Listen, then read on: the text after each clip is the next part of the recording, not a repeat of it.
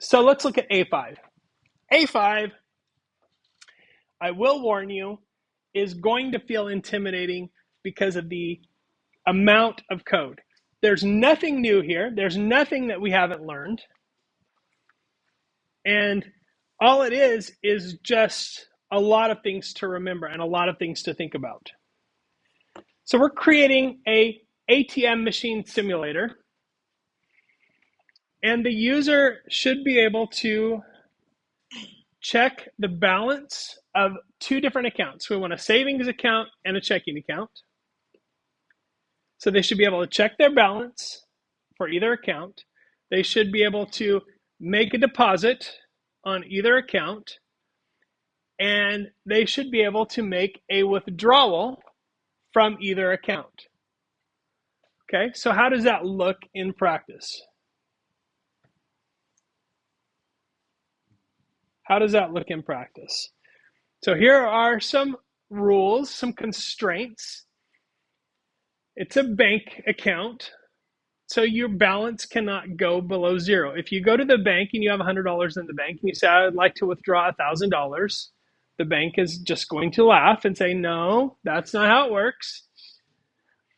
Okay, I want you to use string.rjust, so write justify, because when we have numbers, we want them to line up. We want the cents to line up. We want the dollars to line up, right? The decimals. So if you're displaying your accounts, we want the numbers to line up. We want to put some work into making the user interface look good, making it a usable program. We want to ask the user after each transaction if they want to make another transaction or exit, just like a real ATM. Like, do you want another transaction? And if no, then they exit. If yes, but you can look back. Remember, we did that already with the number guessing game. Very similar. You already know the mechanic there. So you want to keep track of the amount in each account while the program runs. What that means, very simply, is at the very top of the program, you're going to create two variables. They are float variables. One is going to be called savings, and one is going to be called checking. And as you add money to the accounts and withdraw money from the accounts, you're adding to those variables and subtracting from those variables. And if you're subtracting from those variables, before you subtract, it's good to check and make sure that you've got more money in that variable than you have the user wanting to take out. Do you have to check to make sure user input is a valid float or a valid integer? I would say no, but I think it would be a good practice to do. Okay? Now remember, with the number guessing game, we used an infinite while loop to hold the user hostage until they gave us a valid number. You can use that same technique for this, but remember, the user might want to enter a float. So if you want to do that effectively, you need to check and make sure it's either a valid int or a valid float. So that's all things to just keep in mind. You don't have to do that for this assignment, but you could. And for simplicity's sake, go ahead and start each account with some money. The structure of the program is going to look something like this.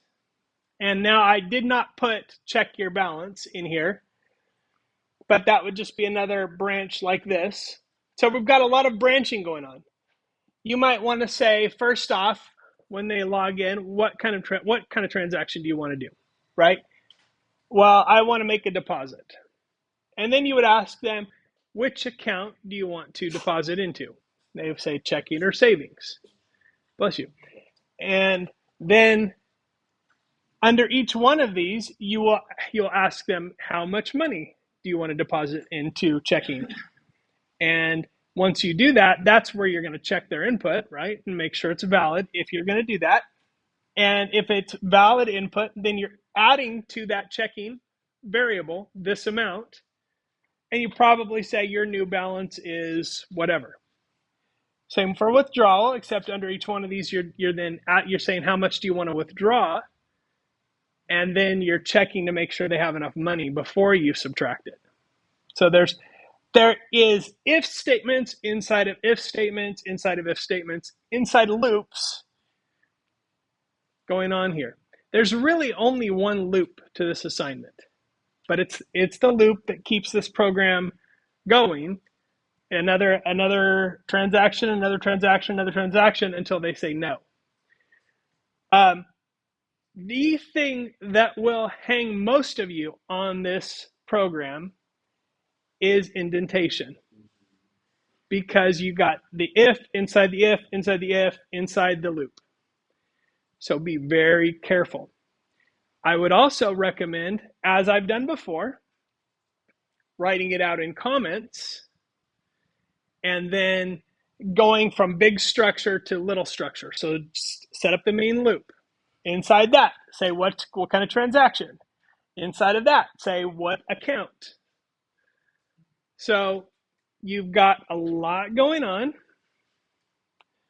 but if you approach this logically and in the ways that we've talked about, you should be fine. The thing about this that you're probably going to hate me for later in the class is that we're doing this right now in the longest way possible. I will teach you things later in the class that will make this program shrink drastically in size. In fact, it will shrink to a fraction of the size that it will be right now. But part of this is I want you to get used to wrapping your mind around big, ugly, complex programs. Because once you do this, I will say this has the potential to be the longest program you write in the class. And then after this, we're going to learn tricks to reuse code and make things easier and do things that are more powerful. But if you can do this successfully, then you're in pretty good shape at this point. Your brain is ready for the next step. So that's a good thing. So there is, if you look in Module 5, and you go to the files and sample code, you will see that there is an A5 template here. And save that on my desktop so I can delete it later. If I open this, I've done some of the work for you. Now, do you have to start with the template? No.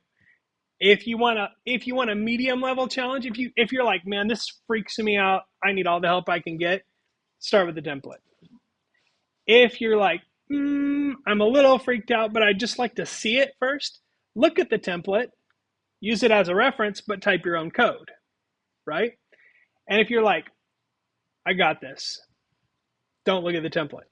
That's sort of the beginner, medium, and difficult levels. And then if you want to take it a step further, then you do all the data checking and stuff like that, because this doesn't contain that at all. So I've got up here the balances as floats. I've got a welcome message, and I've got some of the starting structure. You can see I'm not doing the math here, right?